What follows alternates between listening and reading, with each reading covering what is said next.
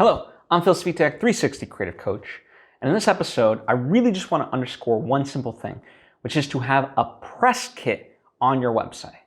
Now, you do have a website, right? I mean, that's first and foremost. Before I get into it, though, I would like to take the opportunity to invite you to subscribe to my lessons. If you haven't already done so, that way you get all the stuff that I put out right when I put it out. Thank you if you just did, and thank you if you already were. It really does mean a lot to me, and I hope it does as well to you.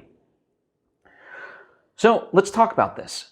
One of the reasons this got me thinking was because very recently I was looking through Backstage and other such websites for actors to be in a movie that I'm planning. And some of them were just very hard to contact. And so it's like, what? If you're going for something in this space, you want to make it as easy as possible on people to connect with you.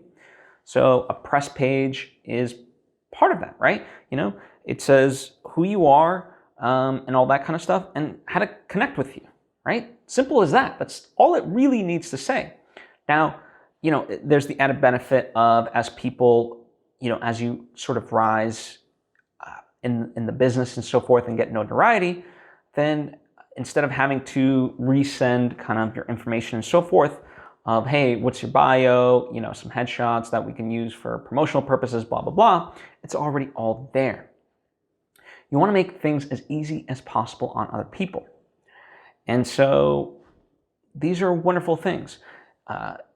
That way, a lot of people in terms of the host world that I know, one of the first sources they go to is Wikipedia. And it's not to say that it's the only place that they go to, but it's like, why shouldn't it be a person's press page or bio page, right?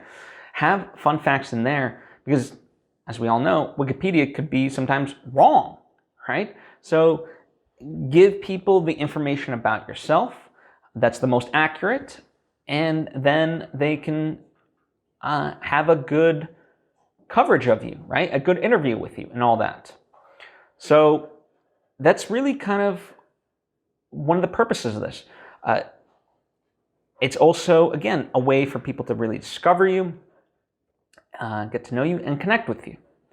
So 2 resources that I really want to highlight. Gary Vee's press page.